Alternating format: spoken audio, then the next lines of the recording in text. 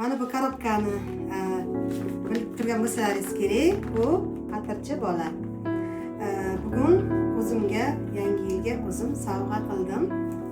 Atir juda ham hidi zo'r, mashhur atirlardan biri.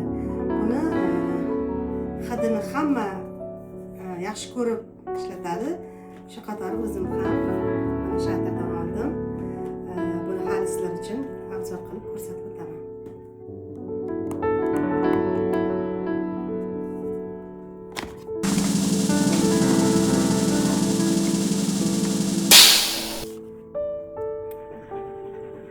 Wow!